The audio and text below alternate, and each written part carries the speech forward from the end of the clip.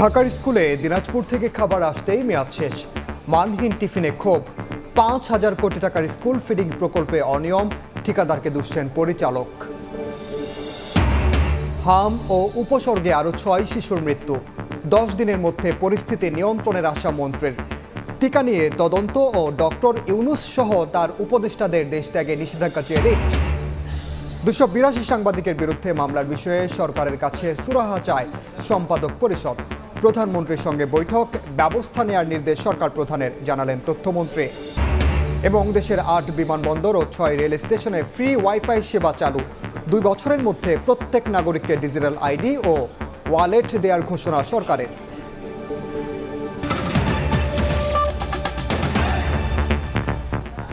সময় সংবাদের সঙ্গে আছি আমি ওমরিনা। শিশুদের ফ্রি স্কুল ফিডিংয়ের নামে ৫,০০০ কোটি টাকার প্রকল্প যেন অনিয়মের পাহাড়। টিফিনে মেয়াদোত্তীর্ণ পাউরুটি খেয়ে শতাধিক শিক্ষার্থী অসুস্থ হওয়ার ঘটনা তদন্তে বেরিয়ে আসে আরও অনিয়ম। কয়েকশো মাইল দূর থেকে বাসি ও মানহীন খাবার সরবরাহ করে ঠিকাদারি প্রতিষ্ঠান হাতিয়ে নিচ্ছে কোটি কোটি টাকা। এমনকি শিক্ষকদের খাবার বিতরণ শেখানোর নামেই খরচ করা হচ্ছে ৬.৫ কোটি টাকা। রাইদুল ইসলাম শুভর প্রতিবেদন। প্রাথমিকে শিক্ষার্থীদের স্কুলমুখী করতে দারিদ্র্যপীড়িত ১৫০ উপজেলায় সরকারিভাবে বিনামূল্যে স্কুল ফিডিং কর্মসূচি শুরু হয়। প্রায় ৫,৫০০ কোটি টাকার এই প্রকল্পে ফ্রি মিড ডে মিল শুরুতে ভালো সাড়া ফেলে। কিন্তু গত ২২ এপ্রিল চাঁপাইনবাবগঞ্জে স্কুল ফিডিং বা মিল ডে মিল খেয়ে ২০ জন শিক্ষার্থী অসুস্থ হয়ে পড়লে প্রকল্পটির খাবার নিয়ে অভিযোগ ওঠে। নারায়ণগঞ্জের রূপগঞ্জ উপজেলার কামতা ও ধামসি স্কুলে ডে মিল যেন ভাগ্য পরীক্ষা। কেউ পায় পুরো রুটি, কেউ পায় অর্ধেক। খাবার বিতরণ আর মৌসুমি ফল নিয়েও রয়েছে পাহাড় সমান অভিযোগ। মাঝে মাঝে এই যে শর্ট পড়েছে, আজকে পড়লো একটা করে রুটি সবাই দিচ্ছে, আবার কেউ ডিম পাইছে, আবার কেউ 2টা করে পাইছে, লাস্টে দাঁড়াইছে হ্যাঁ আবার একটা করে রুটি আর কি মিল করে আর কি নিচ্ছে। একটু আপনি দেখবেন আসলে কোনটা শক্ত কোনটা নরম। উপজেলার ইউসুফগঞ্জ সরকারি প্রাথমিক বিদ্যালয়ের চিত্রটা আরও উদ্বেগের। শিক্ষার্থীদের হাতে থাকা দুটি রুটির উৎপাদন তারিখ এক হলেও একটি শক্ত, অন্যটি স্বাভাবিক, যা দেখে বিব্রত প্রধান শিক্ষকও। একই ডেটে উৎপাদন, কিন্তু দুটার মান মনে হচ্ছে ভিন্ন। সেই দিনাজপুরে উৎপাদনকারী প্রতিষ্ঠান ঢাকায় নিয়ে এসে আবার সেটি স্কুল পর্যায়ে সরবরাহ করছেন। এতে করে অন্ততপক্ষে 3 থেকে 4 দিনের কিন্তু সময় লেগে যায়। তাহলে এটি 7 তারিখে উৎপাদন হয়ে 7 তারিখেই কিভাবে এই স্কুলে পৌঁছালো?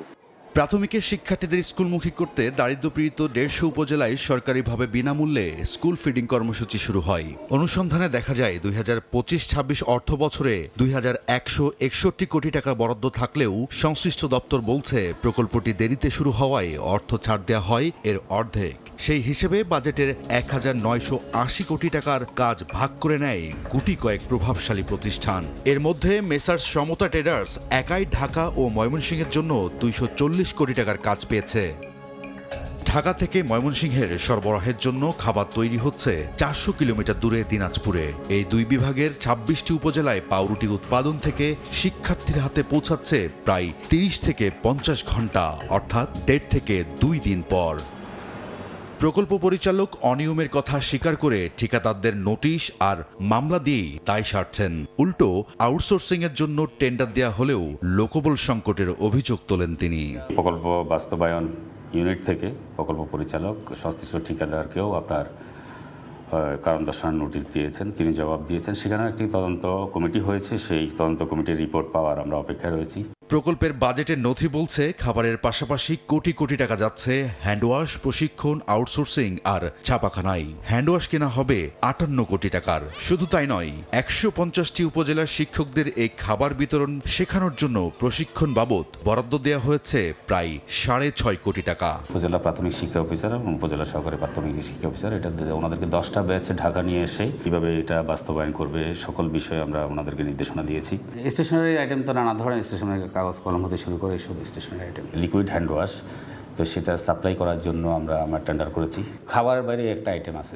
অর্ধশত কোটি টাকার হ্যান্ডওয়াশ হয়তো শিশুদের হাত পরিষ্কার করবে, কিন্তু নিম্নমানের খাবার কতটা পুষ্টি যোগাবে শিশু স্বাস্থ্যে? রায়দুল ইসলাম শুভ, সময় সংবাদ, ঢাকা। মানহীন খাবার খেয়ে শিক্ষার্থী অসুস্থতার পর সারা দেশে নতুন উদ্যমে চালু হচ্ছে স্কুল ফিডিং কর্মসূচি। প্রায় 20,000 স্কুলের 32 লাখ শিক্ষার্থীকে দেয়া হবে পুষ্টিকর খাবার, যার মধ্যে রয়েছে বনরুটি, সেদ্ধ ডিম, পাস্তুরিত দুধ, ফর্টিফাইড বিস্কুট ও মৌসুমি ফল। প্রয়াত সাবেক প্রধানমন্ত্রী বেগম খালেদা জিয়ার হাতে শুরু হওয়া এই প্রকল্পে বাড়ছে পরিসর। চলতি বছরেই গতি পাবে এই কর্মসূচি, এমনটাই জানালেন শিক্ষক ও প্রকল্প সংশ্লিষ্টরা। শিক্ষার্থীদের স্কুলমুখী করতে প্রয়াত প্রধানমন্ত্রী বেগম খালেদা জিয়া খাদ্যের বিনিময়ে শিক্ষা নামে চালু করেছিলেন স্কুল ফিডিং কর্মসূচি। শিশুদের বিনামূল্যে খাবার দেওয়ার সরকারি উদ্যোগ আবারও ফিরছে নতুন উদ্যমে। এজন্য 62 জেলার 1.5 শতাধিক উপজেলায় দরিদ্রপীড়িত এলাকায় 19,419টি সরকারি প্রাথমিক বিদ্যালয় বাছাই করেছে সরকার। প্রকল্পের আওতায় 31,30,000 শিশুকে নিয়মিত দেওয়া হবে পুষ্টিকর খাবার, যার মধ্যে রয়েছে বনরুটি, সেদ্ধ ডিম, পাস্তুরিত দুধ, ফর্টিফাইড বিস্কুট ও মৌসুমি ফল। 1993 সালে বেগম জিয়ার উদ্যোগের সফলতায় একই আদলে 2001 সালে বিশ্ব খাদ্য কর্মসূচির সহায়তায় দেশে প্রথম স্কুল ফিডিং শুরু হয়, যা চলে 2010 সাল পর্যন্ত। 2022 সাল পর্যন্ত দরিদ্রপীড়িত এলাকায় আরও একটি আলাদা স্কুল ফিডিং কর্মসূচি চালু হয়। কিন্তু অন্যান্য কার্যক্রমের মতোই বিএনপির আমলে শুরু হওয়া এই কার্যক্রমকে উপেক্ষা করতে থাকে আওয়ামী লীগ সরকার, যার প্রভাব পড়ে স্কুল ফিডিংয়ে। পুষ্টিকরের পরিবর্তে নিয়মিত দেওয়া হয় মানহীন খাবার। সম্প্রতি কয়েকটি স্কুলে এমন খাবার খেয়ে শিক্ষার্থী অসুস্থ হলে সামনে আসে স্কুল ফিডিংয়ের দুরবস্থার চিত্র। পড়তে দিতে আসে তখন অনেক শক্ত হয়েছিল, খাওয়ার পর থেকে অনেক পেটে ব্যথা, কিরকম গন্ধ লাগছিল আর খুব শক্ত ছিল। যখনই আমরা খাচ্ছি তখনই গ্যাস লাগছে। এই খাবার খেয়ে যদি শিশু যদি অসুস্থ হয় তাহলে তো এটা খুব খারাপ কথা। খাবার মানগুলো খুব নিম্নমানের, বাচ্চাদের খেয়ে পেটে গ্যাস ফর্ম করেছে এবং অনেক পেটে ব্যথা করছে। শিক্ষার্থী ও অভিভাবকদের অভিযোগের সঙ্গে সুর মেলালেন শিক্ষকরাও। বেশ কিছুদিন থেকেই আমরা নিম্নমানের খাবার পাচ্ছি।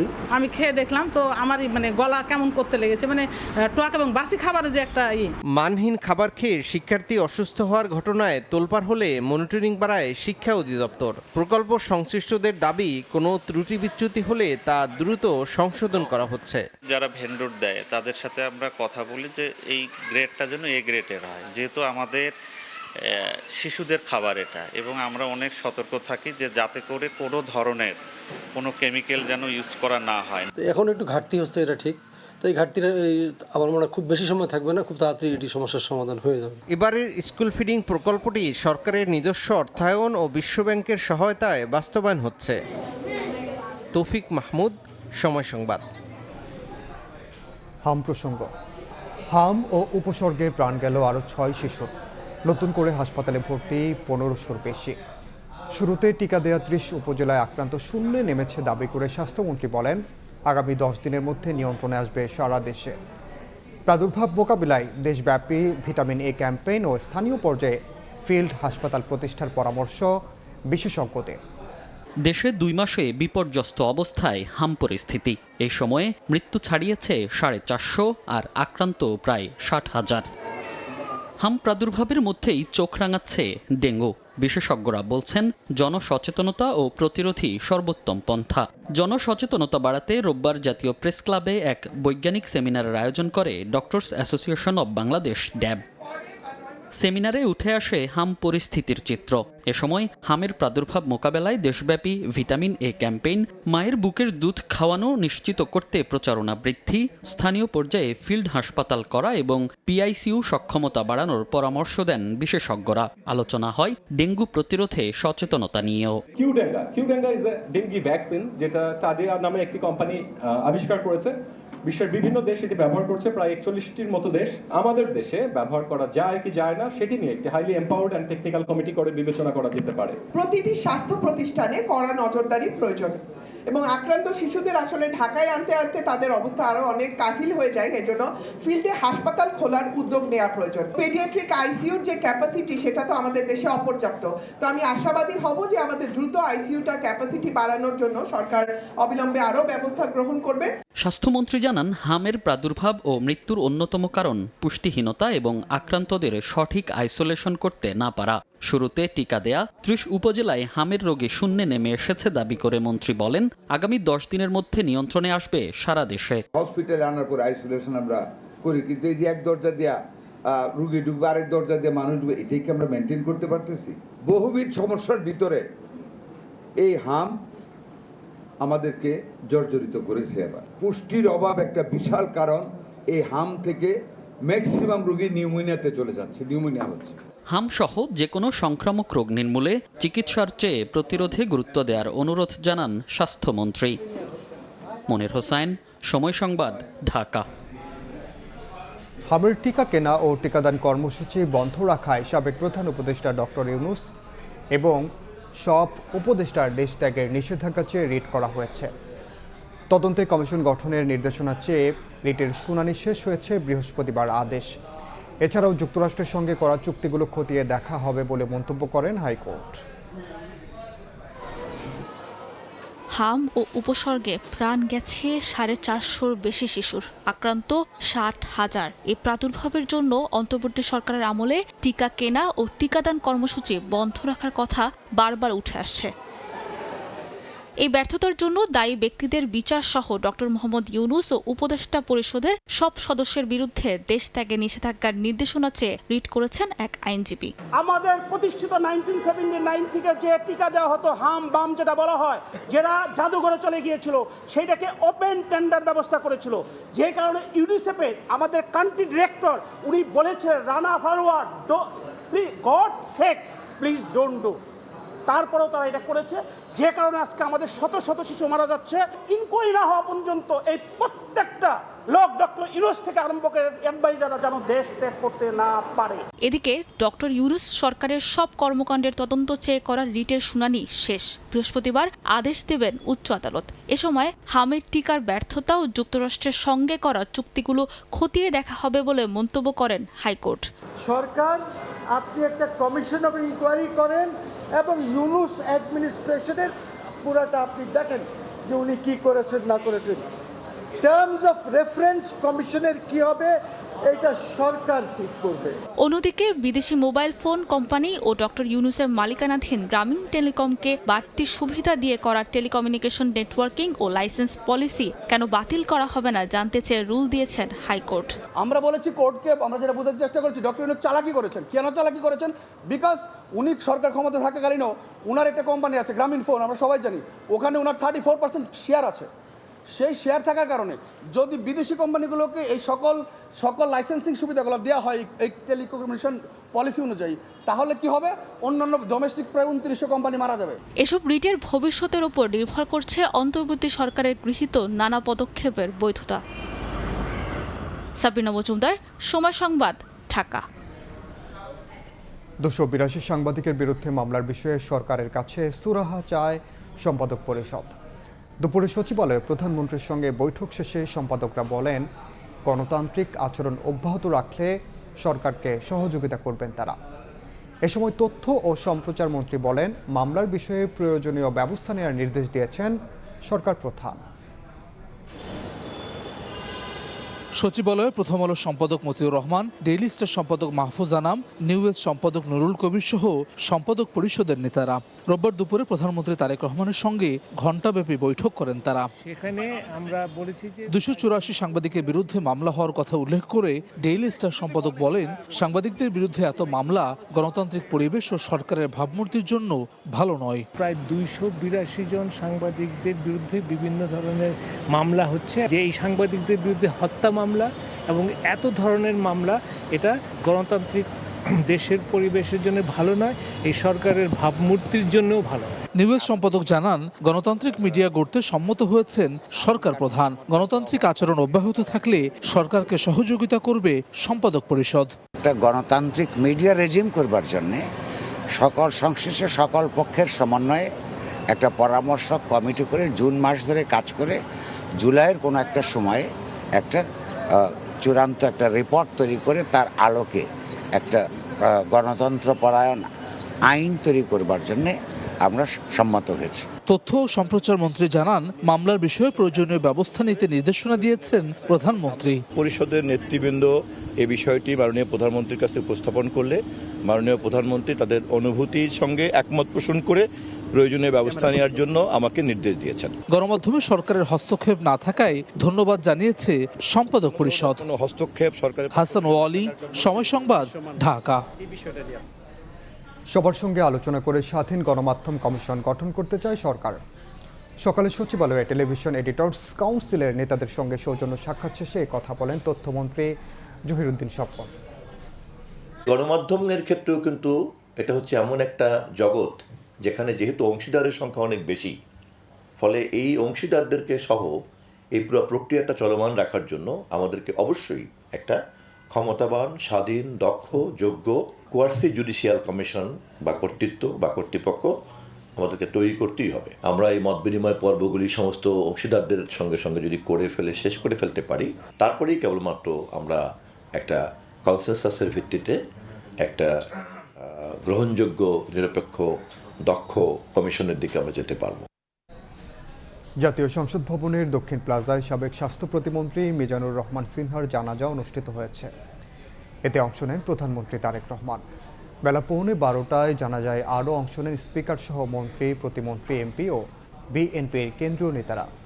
বৃহস্পতিবার সিঙ্গাপুরের একটি হাসপাতালে চিকিৎসাধীন অবস্থায় মারা যান মিজানুর রহমান সিনহা। 2003 সালে বিএনপি জামাত জোট সরকারের সময়ে প্রতিমন্ত্রীর দায়িত্ব পালন করেন তিনি।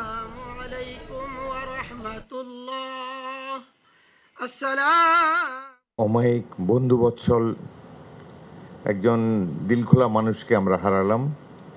তিনি শিল্পক্ষেত্রেও অনেক কৃতিত্বের স্বাক্ষর রেখেছেন। আমরা আশা করি আল্লাহ তাকে বেহেশত নসিব করবেন। সবসময় সকলের কল্যাণের জন্যই কাজ করেছেন। দলের সদস্য থাকা অবস্থায় তার সঙ্গে আমাদের আপুসিন দেশনেত্রী বেগম খালেদা জিয়ার গভীর একটা আন্তরিক সম্পর্ক ছিল। 6 দিনেও জাহাঙ্গীরনগর বিশ্ববিদ্যালয়ে ধর্ষণ চেষ্টায় অভিযুক্ত গ্রেফতার না হওয়ায় প্রশাসনিক ভবনে তালা ঝুলিয়ে দিয়েছেন শিক্ষার্থীরা। ব্যর্থতার অভিযোগে পদত্যাগ দাবি করেন প্রক্টোরিয়াল বডির। ক্যাম্পাসের নিরাপত্তায় তুলে ধরেন নানা দাবি দেওয়া। এদিকে অভিযুক্তকে শনাক্তে আইন শৃঙ্খলা বাহিনী কাজ করছে বলে জানিয়েছে বিশ্ববিদ্যালয় প্রশাসন। শিক্ষার্থীকে ধর্ষণ চেষ্টায় অভিযুক্তকে গ্রেপ্তার সহ বেশ কিছু দাবিতে উত্তপ্ত জাহাঙ্গীরনগর বিশ্ববিদ্যালয়। প্রশাসনিক ভবনে তালা ঝুলিয়ে আন্দোলনে শিক্ষার্থীরা। প্রশাসনিক ভবনের সামনে রোববার সকাল থেকে বিক্ষোভ করেন তারা। অভিযুক্ত গ্রেপ্তার না হওয়ায় ক্ষোভ প্রকাশ করেন শিক্ষার্থীরা। প্রক্টোরিয়াল বডির ব্যর্থতার অভিযোগ তুলে পদত্যাগের দাবিতে সর্বাত্মক অবস্থান কর্মসূচির ঘোষণা দেন আন্দোলনকারীরা।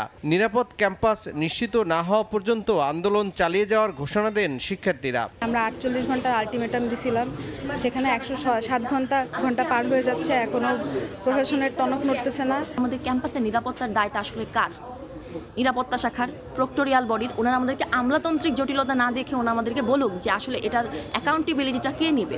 কেন একটা তুচ্ছ আসামি এখনো গ্রেফতার হতে পারেনি, এখানে আসলে আমাদের প্রশ্ন আসে যে অবশ্যই প্রশাসনের গাফিলতি এখানে আছে। এদিকে বিশ্ববিদ্যালয়ের কেন্দ্রীয় শহীদ মিনারে বিক্ষোভ করেন দর্শন বিভাগের শিক্ষার্থীরা। আন্দোলনের নামে গত 15 মে সকালে বিশ্ববিদ্যালয়ের উপাচার্যকে তার বাসভবনের সামনে অপমান ও লাঞ্ছিত করার অভিযোগ তাদের।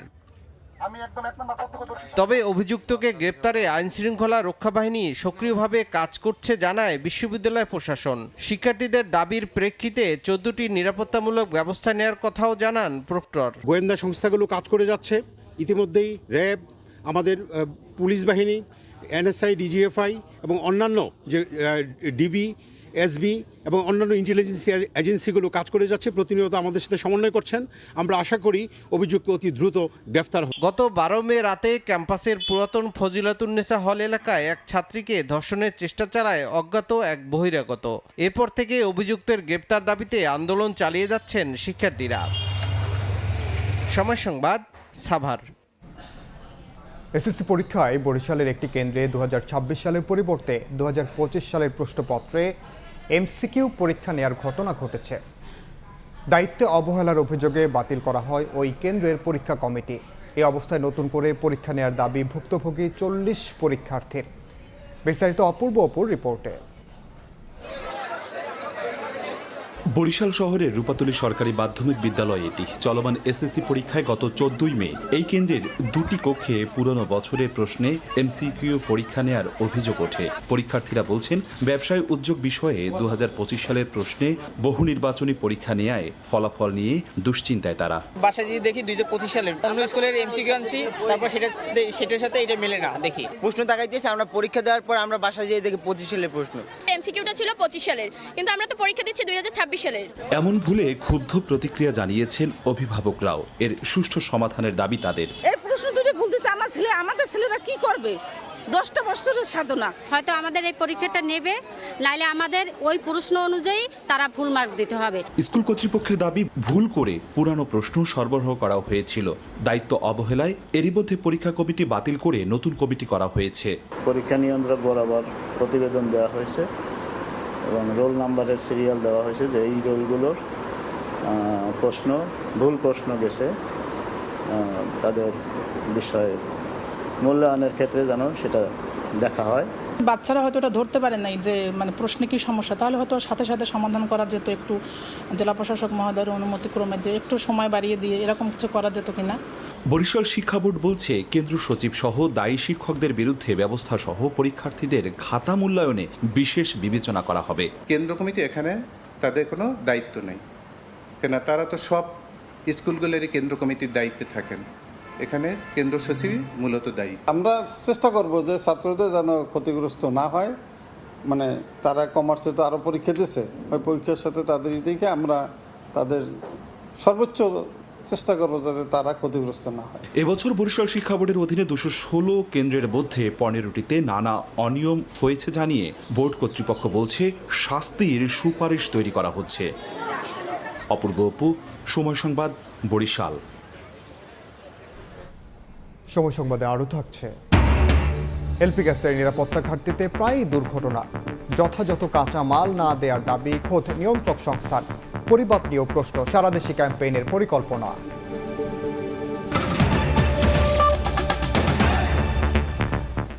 শাহজালাল সহ দেশের 8 বিমানবন্দর ও 6 রেল স্টেশনে চালু হলো ফ্রি ওয়াইফাই সেবা।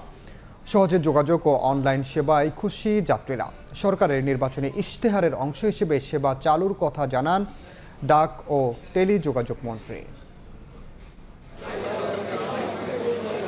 শাহজালাল আন্তর্জাতিক বিমানবন্দরে মিলছে ফ্রি ওয়াইফাই সেবা। দেশে নেমেই সহজে ইন্টারনেট সংযোগ পাচ্ছেন যাত্রীরা। পরিবার স্বজনদের সঙ্গে যোগাযোগ, অনলাইন সেবা ব্যবহার সবকিছুই হাতের মুঠোয়। ফ্রি ওয়াইফাইটা চালু হয়েছে, এতে আমরা যারা প্যাসেঞ্জার রয়েছি, বাংলাদেশি প্যাসেঞ্জার, প্রত্যেকেই আমরা খুবই সুবিধাভোগী। অনেক বিদেশি লোকজন আসে, তারা কানেকশান করতে পারে না, যোগাযোগ করতে পারে না। এটা থাকলে সবাই সুন্দরভাবে যোগাযোগ করতে পারবে। বাংলাদেশের সিমটা অ্যাক্টিভ ছিল না, যার কারণে অনেক প্রবলেম হইতো। এখন আপনার এয়ারপোর্টে ঢোকার সাথে সাথে ওয়াইফাইটা অ্যাক্টিভ হয়ে গেছে, পাঠা, উবার সব বুক করতে পারছি। বিশ্ব টেলিযোগাযোগ দিবসে শাহজালাল আন্তর্জাতিক বিমানবন্দরের ভিআইপি লাউঞ্জে উদ্বোধন করা হলো ফ্রি ওয়াইফাই সেবা। উদ্বোধনী অনুষ্ঠানে ডাক ও টেলিযোগাযোগ মন্ত্রী জানান, সরকারের নির্বাচনী ইশতেহারের অংশ হিসেবেই এই সেবা চালু করা হয়েছে। মাননীয় প্রধানমন্ত্রী যে প্রতিশ্রুতি দিয়েছিলেন সে অনুযায়ী কিন্তু আমরা সারা বাংলাদেশে কাজ করে যাচ্ছি। আজকে ফ্রি ওয়াইফাইয়ের মধ্য দিয়ে আরেকটা প্রতিশ্রুতি আমাদের সম্পন্ন হলো। বিমানবন্দরে একসঙ্গে 37,000 যাত্রী এই সুবিধা পাবেন। এজন্য স্থাপন করা হয়েছে 250 অ্যাক্সেস পয়েন্ট। শুধু ঢাকা এয়ারপোর্ট না, ঢাকা সহ 8টা এয়ারপোর্ট এবং আপনার ট্রেন স্টেশন, 6টা ট্রেন স্টেশনে আমরা আজকে উদ্বোধন করলাম। 250 অ্যাক্সেস পয়েন্ট সারা এয়ারপোর্টে লাগানো আছে, ডোমেস্টিক এবং ইন্টারন্যাশনাল।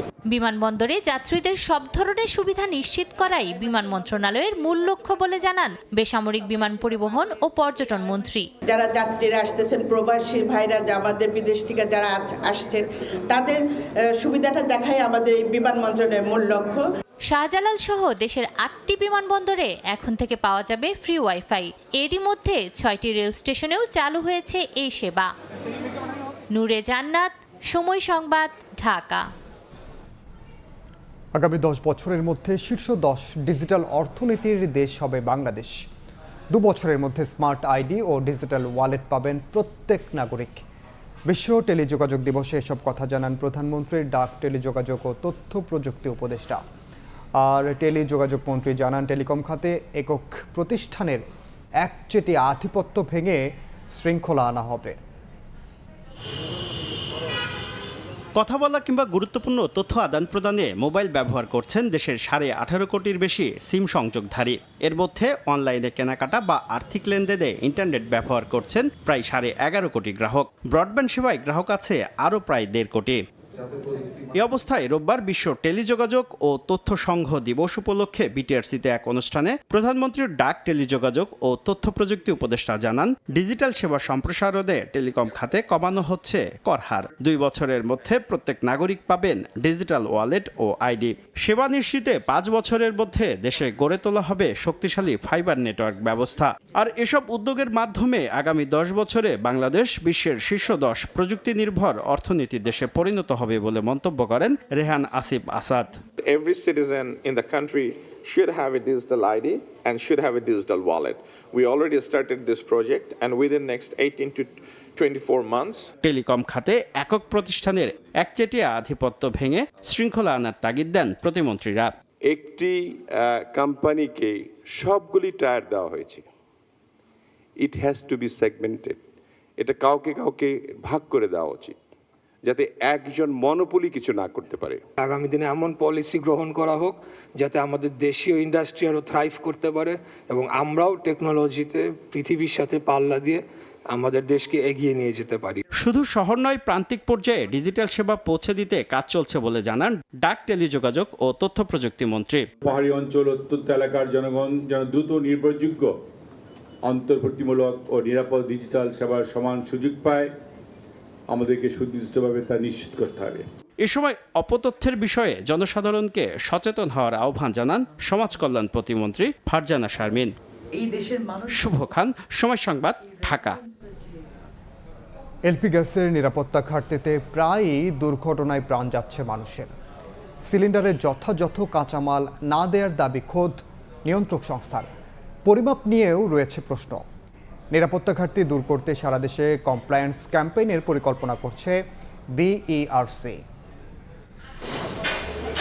দেশে দিন দিন বাড়ছে এলপি গ্যাসের ব্যবহার। 5 বছরে প্রায় দ্বিগুণ হয়েছে এর বাজার। তবে প্রায়ই দুর্ঘটনায় সিলিন্ডারের নিরাপত্তা নিয়ে বাড়ছে উদ্বেগ। রোববার রাজধানীতে এলপিজি খাতের নিরাপত্তা ও নিয়ন্ত্রণ চ্যালেঞ্জ বিষয়ক সেমিনারে অংশীজনরা বলেন, বিস্ফোরক অধিদপ্তরের দুর্বলতা, নিরাপত্তা ব্যবস্থায় ঘাটতি আর নজরদারির অভাবে প্রতিনিয়ত বাড়ছে দুর্ঘটনার ঝুঁকি। প্রশ্ন ওঠে সিলিন্ডারের গুণগত মান নিয়েও। দেখা যাচ্ছে পুরনো সিলিন্ডার বাজারে সার্কুলেট হচ্ছে, তো উইল মনিটর দিস। এরকম বহু সিলিন্ডার লিক হয়ে অ্যাক্সিডেন্ট হচ্ছে। ফুল কোয়ালিটি জিনিসপত্র ইউজ করছি বা কমপ্লায়েন্সগুলো ব্যবহার করছি না, এটার একটা অন্যতম কারণ হচ্ছে আসলে আমরা অ্যাবসেন্স অফ কমপ্লায়েন্স কালচারের যুগে এখন মনে হয় বসবাস করছি, অন্তত এই সেক্টরে। যথাযথ মান ও পরিমাপ মতো ভোক্তারা এলপি গ্যাস পাচ্ছেন কিনা সে প্রশ্ন তোলেন খোদ নিয়ন্ত্রক সংস্থা বিআরসির এক সদস্য। এলপিজির কম্পোজিশন আমরা বিআরসিতে অ্যানাউন্স করেছি যে দিস ইজ অ্যাকচুয়ালি 35-65 হতে হবে প্রোপেন অ্যান্ড বিউটেন। মার্কেটে সেটা সবসময় পাওয়া যায় না। এইটার ব্যাপারে নানা কারণে ইম্পর্টেন্ট। একটা তো হচ্ছে কনজিউমারদের এক্সাক্ট জিনিসটা পাচ্ছেন কিনা, তারা বেনিফিটেড হচ্ছেন কিনা, এনার্জি যতটুকু পাওয়ার কথা, যতটুকু ফুয়েল পাওয়ার কথা। আরেকটা জিনিস কিন্তু সেফটিও। জাতীয় পর্যায়ে কমপ্লায়েন্স ক্যাম্পেইন ও পরিবহন ব্যবস্থা উন্নয়নে জোর দেন বিআরসি চেয়ারম্যান। আমরা সেফটি নিয়ে অত মাথা ঘামাই না যেটুকু আমরা মুনাফা নিয়ে ঘামাই। সো এই কালচারটা যেহেতু অনুপস্থিত রয়েছে আমাদের মাঝে, এই কালচার চেঞ্জ না আসলে আমাদের কষ্ট হবে এটাকে ইমপ্রুভ করতে। দুর্ঘটনা এড়াতে দায়িত্বশীল সংস্থাগুলোর নজরদারির পাশাপাশি ভোক্তা সচেতনতায় জোর দেন বক্তারা। উনি একটা প্রসঙ্গ দিয়েছেন। ফারুক ভিয়া, রবিন, সময় সংবাদ, ঢাকা। জুলাই আন্দোলন নিয়ে ফিল্ম আর্কাইভে আলাদা কর্নার করা যায় কিনা তা যাচাইয়ের নির্দেশনা দিয়েছেন তথ্য প্রতিমন্ত্রী ইয়াসের খান চৌধুরী। দুপুরে রাজধানীর আগারগাঁওয়ে বাংলাদেশ ফিল্ম আর্কাইভের ৪৮তম প্রতিষ্ঠা বার্ষিকীতে কথা বলেন তিনি। জানান, দেশের ইতিহাস সংরক্ষণে গুরুত্বপূর্ণ ভূমিকা রাখতে পারে ফিল্ম আর্কাইভ, তবে ইতিহাস ও ঐতিহ্য যেন বিকৃত না হয় সেদিকে খেয়াল রাখার কথাও বলেন প্রতিমন্ত্রী। তিনি আরও বলেন, জুলাই আন্দোলন ও দেশের প্রথম নারী প্রধানমন্ত্রী বেগম খালেদা জিয়াকে নিয়ে আলাদা কর্নার থাকতে পারে। ফিল্ম আর্কাইভের উন্নয়নে সব ধরনের সহযোগিতার আশ্বাস দেন প্রতিমন্ত্রী। ছাত্র জনতার জুলাইয়ের আন্দোলন, এটা নিয়ে আলাদা একটা আর্কাইভ সেকশন করা যায় কিনা সেদিকে দেখার জন্য, এবং এগুলোর যেন সংরক্ষিত থাকে এবং ভবিষ্যৎ প্রজন্ম, আমরা হয়তো এখন যারা আছি হয়তো জুলাই সম্বন্ধে আমরা ওয়াকিবহাল আছি, কিন্তু ভবিষ্যতে 40-50 বছর পরে, 100 বছর পরে পৃথিবী যেন এই জিনিসটা জানে, বাইরের দেশের মানুষরা যখন আসবে তারা যেন এই বিষয়ে জানতে পারে। জুলাই অভ্যুত্থানে আবু সাইদ হত্যা মামলায় দণ্ডপ্রাপ্ত আসামি বেগম রোকেয়া বিশ্ববিদ্যালয়ের সাবেক উপাচার্য হাসিবুর রশিদকে কারাগারে পাঠিয়েছেন ট্রাইব্যুনাল। সকালে তাকে আন্তর্জাতিক অপরাধ ট্রাইব্যুনালে হাজির করা হয়। পরে শুনানি শেষে আবু সাইদ হত্যা মামলায় 10 বছরের সাজাপ্রাপ্ত আসামি হাসিবুর রশিদকে কারাগারে পাঠানোর আদেশ দেন ট্রাইব্যুনাল। এর আগে শনিবার রাত 8:30টায় সলিমুল্লাহ রোডের একটি বাসা থেকে তাকে গ্রেফতার করা হয়। 24 আগস্ট সরকার পতনের পর শিক্ষার্থীদের দাবির মুখে 9 আগস্ট পদত্যাগ করেন হাসিবুর রশিদ। এদিকে জুলাই হত্যাযজ্ঞের মামলায় ওবায়দুল কাদের, ছাত্রলীগ, যুবলীগের শীর্ষ নেতাসহ 7 জনের বিরুদ্ধে যুক্তিতর্ক পিছিয়ে 14 জন ধার্য করেছেন ট্রাইব্যুনাল। তাকে 10 বছরের সাজা দেওয়া হয়েছিল। তিনি আত্মগোপনে ছিলেন, দীর্ঘদিন পলাতক ছিলেন। মহাপুর থানা পুলিশ তাকে গ্রেপ্তার করে গতরাতে গ্রেপ্তার করেছে এবং আজকে আমাদের ট্রাইব্যুনালে উপস্থিত করানো হয়েছে। মাননীয় ট্রাইব্যুনাল 2 ওনাকে সাজা পরোয়ানামূলক কেন্দ্রীয় কারাগারে প্রেরণ করেছে। তিনি আজকে থেকে সাজাপ্রাপ্ত আছেন এবং উনি সাজা ভোগ করবেন। মিরপুরে শাহ আলীর মাজারে হামলার প্রতিবাদে ভক্তদের সঙ্গে সংহতি জানিয়ে জড়িতদের গ্রেফতারের দাবি জানিয়েছে এনসিপি। সকালে দলটির কেন্দ্রীয় যুগ্ম আহ্বায়ক সারোয়ার তুষারের নেতৃত্বে একটি প্রতিনিধি দল মাজার পরিদর্শন করে। পরে সারোয়ার তুষার বলেন, মাজার দখল করতে রাজনৈতিক নেতাদের যোগসাজশে এই হামলা হয়েছে। এ সময় উপস্থিত ছিলেন লেখক ও চিন্তক ফরহাদ মজহার, এবি পার্টির চেয়ারম্যান অজিবুর রহমান মঞ্জু সহ বিভিন্ন সংগঠনের নেতারা। 3 জন আসে নাই, এখানে 150 থেকে 200 লোক এসে ফরহাদ মজহার ভাই উপস্থিত রয়েছেন। বহুত আগেই কোরআনে দিয়েছেন, সবাই এক মঞ্চে দাঁড়িয়ে বলেছি এই রাষ্ট্রকে সংস্কার। মাজারগুলোতে হামলা, মাজার আছে বাংলাদেশের শত শত বছর ধরে, হঠাৎ করে কেন হামলা হচ্ছে? আপনারা একটু ভেতরটা দেখার চেষ্টা করেন। মুরব্বীরা বলেন, পণ্ডিতেরা বলেন ডিপ স্টেট। এই ডিপ স্টেটকে বোঝার চেষ্টা করেন। যারা হামলা করতে এসছে তারাও গরিব মানুষ। এই গরিব মানুষদের বিরুদ্ধে আরেক গরিব মানুষকে ব্যবহার করতেছে আমাদের রাজনৈতিক দলের নেতারা, আমাদের ডিপ স্টেট সহ যারা কায়েমি স্বার্থবাদী, যারা এই মাজারকে দখল করতে চায় তারা।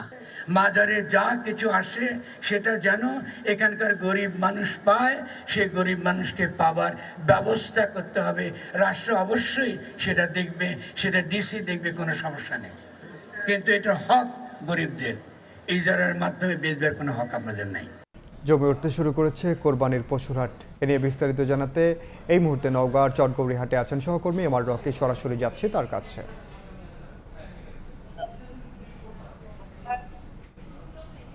দিনক্ষণ হিসেব করলে আসলে কুরবানি ঈদের রয়েছে আর 10 দিন। এই 10 দিন আগেই হাটগুলোতে যে পরিমাণ গরু আসছে, ক্রেতা বিক্রেতার একটা সরব উপস্থিতি আমরা দেখছিলাম এবং দর কষাকষির মধ্যে গরু কেনার একটা চেষ্টা কিন্তু আমরা এই হাটে দেখেছি এবং সকাল থেকেই হাটটি জমজমাট, যদিও কিন্তু এই মুহূর্তে বেশ কিছু গরু বিক্রি হয়ে গেছে এবং বেশিরভাগ গরু এখানে 80 থেকে 1 লাখ বা 1,20,000 টাকার মধ্যে গরুর উপস্থিতিটাই বেশি ছিল। ক্রেতার উপস্থিতি কিছুটা কম থাকার কারণে অনেক গরু এখনো রয়ে গেছে।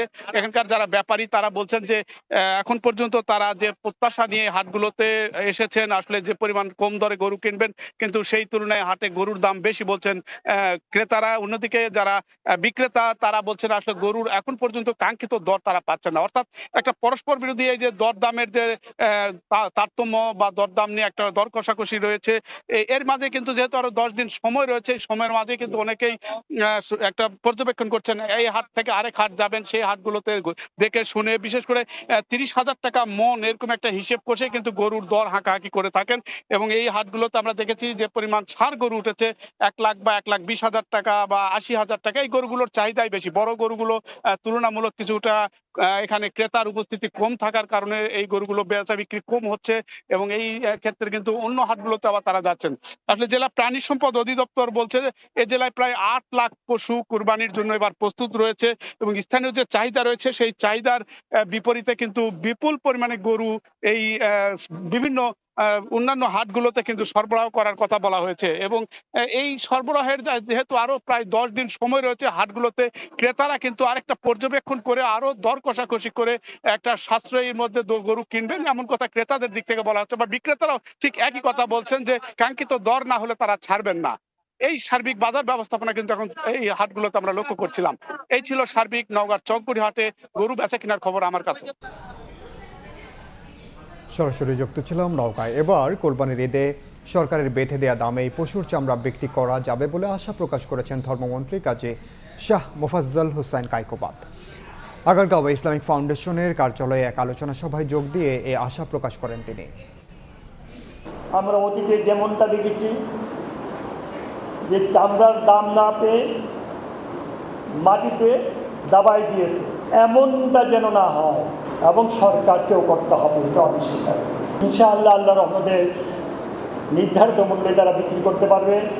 এবার যারা দালাল বলে না, দালাল, ওদেরকে হাত ভেঙে দেওয়া হবে ইনশাআল্লাহ, ওদেরকে কোনো সুযোগ দেওয়া হবে না। এদিকে কোরবানির ঈদ সামনে রেখে ট্যানারিগুলোতে নিরবচ্ছিন্ন বিদ্যুৎ সরবরাহ নিশ্চিত করার কথা জানিয়েছেন শিল্পমন্ত্রী খন্দকার আব্দুল মুক্তাদির।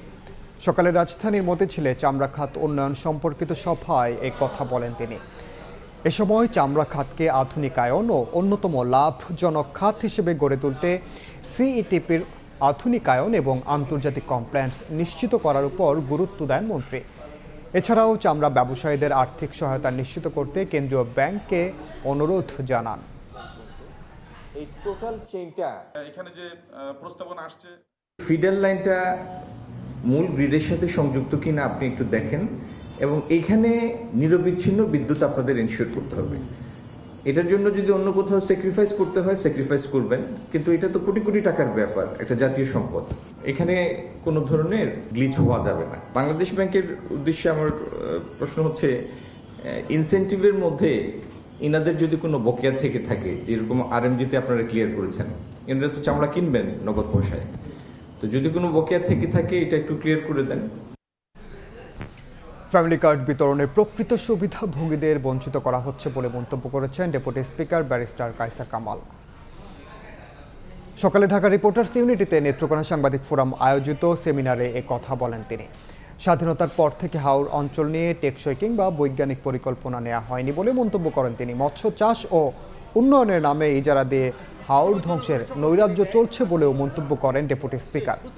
ক্ষতিগ্রস্তদের তালিকায় ভুয়া নাম অন্তর্ভুক্ত করার অভিযোগ করেন তিনি। হাওরের সমস্যা ও কারণ নির্ধারণে স্পেশাল টাস্ক ফোর্স গঠনের দাবি জানান কায়সার কামাল। আবার যখন দেখা যায় যে প্রধানমন্ত্রীর একটা ড্রিম প্রজেক্টের মতো অত্যন্ত সৎ নিয়তে এই প্রজেক্টটা চালু করা হয়েছে, ফ্যামিলি প্রজেক্ট, যারা সত্যিকার প্রাপ্য ছিলেন এই ফ্যামিলি কার্ডের, তাদের অনেকেই পাননি।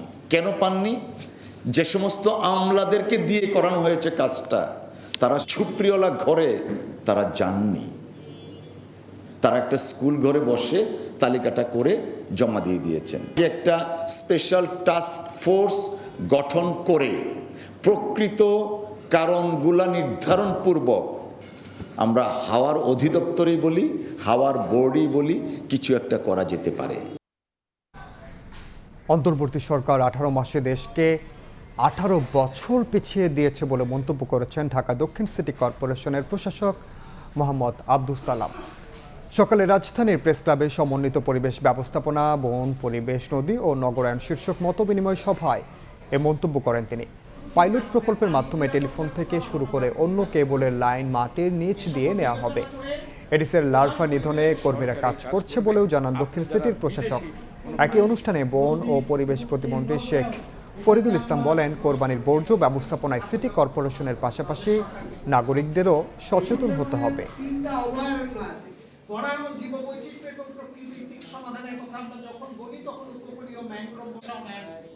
পরিবেশ নিয়ে আমরা দেখেছি বাংলাদেশে যারা সবচেয়ে বেশি সোচ্চার ছিল, তার মধ্যে একজন গত ইন্টেরিয়াম গভর্নমেন্টের মন্ত্রী ছিলেন, উপদেষ্টা ছিলেন, কিন্তু পরিবেশের তো 12টা বাজায় গেছেন এবং আমার ঢাকা শহরের এই 18 মাসে 18 বছর পিছাই দিয়েছেন। ধানমন্ডিতে শুরু করেছি, আজকে টেলিফোন লাইন, আজকে ইন্টারনেট লাইন, আজকে কেবল লাইন, একসাথে যাতে তারা কাজ করতে পারে, একসাথে যাতে তারা মাটির নিচে আন্ডারগ্রাউন্ডে নিয়ে যেতে পারে, সেটা পাইলট প্রকল্প সেখানে আমরা শুরু করেছি। সবার আগ্রহ হচ্ছে কিন্তু কোরবানি করা পর্যন্ত।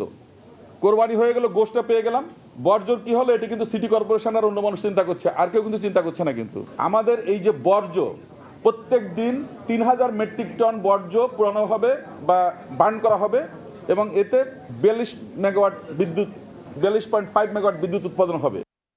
4টি জুয়ার সাইট পরিচালনা করে প্রতিদিন 2 কোটি টাকা পর্যন্ত সংগ্রহ, তারপর ডিজিটাল হুন্ডি ও ক্রিপ্টোকারেন্সির মাধ্যমে বিদেশে পাচার। 4 জেলা থেকে চক্রের 8 জনকে গ্রেফতার করেছে সিআইডি। সংস্থাটির প্রধান জানান, চলতি মাসে অনলাইন জুয়ার 116টি সাইট, অবৈধ লেনদেনে জড়িত 879টি এমএফএস এবং 43 ব্যাংক হিসাব বন্ধে ব্যবস্থা নেওয়া হয়েছে। নিষিদ্ধ অনলাইন জুয়া চলছেই। স্মার্টফোন ও ইন্টারনেট সহজলভ্য হয় ছড়িয়ে পড়েছে সারা দেশে। আসক্ত হয়ে পড়েছেন তরুণ তরুণীরা। সাইবার পেট্রোলিং এর মাধ্যমে বেশ কয়েকটি অনলাইন জুয়ার সাইট শনাক্ত করে তদন্তে নামে CID cyber police centre. Mymensingh, কিশোরগঞ্জে খোঁজ মেলে একটি চক্রের, পরে অভিযান চালিয়ে গ্রেফতার করা হয় 4 জনকে। তাদের তথ্যে নরসিংদী ও ঢাকায় অভিযানে ধরা পড়ে আরও 4 জন। উদ্ধার হয় বিপুল পরিমাণ সিম ও মোবাইল ফোন। রোববার বিকেলে রাজধানীর মালিবাগের সিআইডি সদর দফতরে সংবাদ সম্মেলনে সংস্থার প্রধান জানান, 6 মাস ধরে অনলাইন জুয়া পরিচালনা করে আসছিল চক্রটি। প্রতিদিন সংগ্রহ করত 1 কোটি 80 লাখ থেকে 2 কোটি টাকা, যার বেশিরভাগই বিদেশে পাচার করেছে চক্রটি। 6 মাসের অধিক সময় ধরে এই সংঘবদ্ধ চক্রটি অনলাইন জুয়ার মাধ্যমে সাধারণ মানুষকে প্রলোভিত এবং প্রতারিত করে প্রতিদিন 1 কোটি 80 লাখ টাকা থেকে 2 কোটি টাকা পর্যন্ত অবৈধভাবে সংগ্রহ করত এবং পরবর্তীতে এই টাকাটি তারা ডিজিটাল হুন্ডির মাধ্যমে এবং ক্রিপ্টোকারেন্সির ওয়ালেটে ট্রান্সফার করে বিদেশে পাচার করত।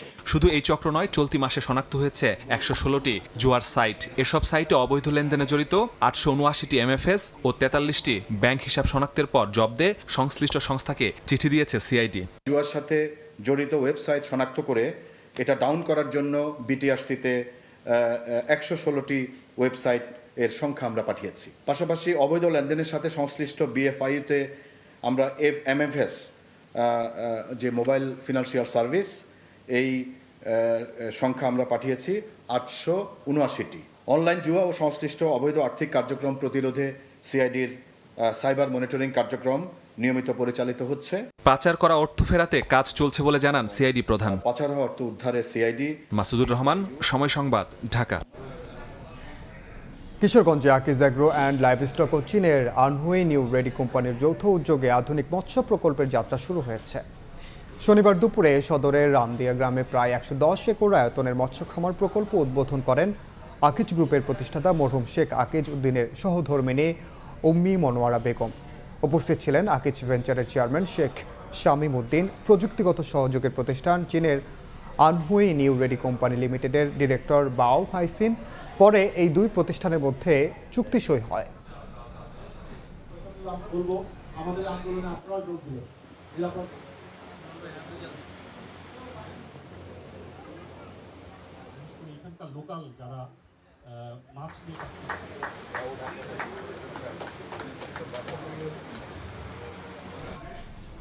দেশের বাইরের খবর। অভিবাসী বিরোধী বিক্ষোভে উত্তাল যুক্তরাজ্য।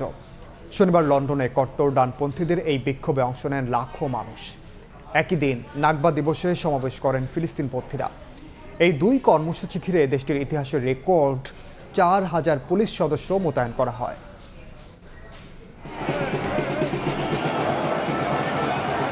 স্থানীয় সময় শনিবার মধ্য লন্ডনের রাস্তায় লাখো মানুষের ঢল নামে, হাতে ব্রিটিশ ও ইংলিশ পতাকা। যুক্তরাজ্যের কট্টর ডানপন্থী রাজনৈতিক কর্মী হিসেবে পরিচিত টমি রবিনসনের নেতৃত্বে ইউনাইট দ্য কিংডম নামের র্যালিটি হেলবোর্ন থেকে শুরু হয়ে পার্লামেন্ট স্কয়ারে গিয়ে শেষ হয়। এ সময় বিক্ষোভকারীরা অভিবাসন বন্ধ ও ইউরোপীয় মানবাধিকার কনভেনশন থেকে বেরিয়ে আসার দাবি জানান। সবার আগে অভিবাসীবাহী নৌকা আসা বন্ধ করতে হবে আর ব্রিটেনের জনগণকে অগ্রাধিকার দিতে হবে। but my wages. I want England to be England. আমি চাই ইংল্যান্ড আবার ইংল্যান্ডের মতো হয়ে উঠুক। রাজনীতিবিদরা বর্তমান ও ভবিষ্যতে শুধু আমাদের কথাই ভাবে। I just want our politicians, whoever. একই দিন লন্ডনে আরেকটি সমাবেশ করেন ফিলিস্তিনপন্থী বিক্ষোভকারীরা। নাকবা দিবস উপলক্ষে এই সমাবেশে ফিলিস্তিনের পতাকা ও কট্টর ডানপন্থী বিরোধী প্লাকার্ড প্রদর্শন করেন অংশগ্রহণকারীরা। ফিলিস্তিনিদের অধিকারের দাবিতে বিভিন্ন স্লোগানে মুখর হয়ে ওঠে চারপাশ। গণহত্যা একটি ঘৃণ্য বিষয়। আমাদের পুরো সমাজটাই দুর্নীতিগ্রস্ত হয়ে পড়েছে। মেন্ডেলসন, কিয়ার স্টারমারের মতো ব্যক্তিরা এই ভয়ঙ্কর দুর্নীতির মাধ্যমে একে অপরের সঙ্গে যুক্ত হয়ে আছে। এদিকে একই দিনে দুটি পরস্পর বিরোধী মিছিল ঘিরে নিরাপত্তা নিয়ে বড় চ্যালেঞ্জে পড়ে দেশটির আইনশৃঙ্খলা রক্ষা বাহিনী। নিরাপত্তা জোরদারে বাইরের অঞ্চল থেকেও আনা হয় অতিরিক্ত পুলিশ। মোতায়েন করা হয় প্রায় 4000 পুলিশ সদস্য, যা দেশটির ইতিহাসে বিরল। নাসরিন রুমি, সময় সংবাদ। কঙ্গো প্রজাতন্ত্রের ইবোলা প্রাদুর্ভাবকে বৈশ্বিক জনস্বাস্থ্য জরুরি অবস্থা ঘোষণা করেছে বিশ্ব স্বাস্থ্য সংস্থা। দেশটিতে অন্তত 80 জনের মৃত্যুর পর এই সতর্কতা জারি করা হয়েছে। এখন পর্যন্ত প্রায় 246 জন আক্রান্তের খবর পাওয়া গেছে। প্রতিবেশী উগান্ডাতেও 8 জনের মৃত্যুর খবর পাওয়া গেছে। বিশ্ব স্বাস্থ্য সংস্থা বলছে, প্রকৃত সংক্রমণের সংখ্যা ও বিস্তারের পরিসর নিয়ে এখনও বড় ধরনের অনিশ্চয়তা রয়েছে। নতুন এই প্রাদুর্ভাব বন্ডিবুগীয় ভাইরাস স্ট্রেনের কারণে হচ্ছে, যার জন্য এখনও কোনো অনুমোদিত ভ্যাকসিন বা নির্দিষ্ট ওষুধ নেই। সীমান্তবর্তী দেশগুলোতে নজরদারি ও স্বাস্থ্য ব্যবস্থাপনা আরও জোরদার করতে হবে, তবে ভ্রমণ বা বাণিজ্য বন্ধ না করার পরামর্শ দিয়েছে সংস্থাটি।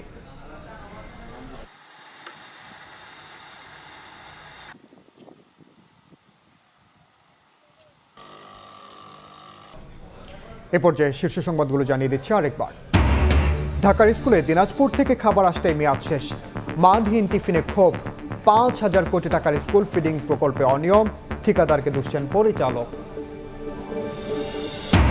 হাম ও উপসর্গে আরও 6 শিশুর মৃত্যু। 10 দিনের মধ্যে পরিস্থিতি নিয়ন্ত্রণের আশা মন্ত্রীর। টিকা নিয়ে তদন্ত ও ডক্টর ইউনুস সহ তার উপদেষ্টাদের দেশ ত্যাগে নিষেধাজ্ঞা চেয়ে রিট।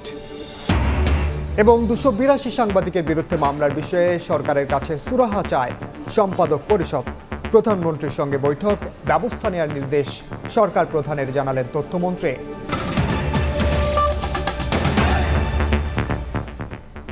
এই ছিল 5টার সময় সংবাদে। এরপর বাংলার সময় নিয়ে আসছে কিছুক্ষণ পরেই, সঙ্গে থাকুন সময়ের।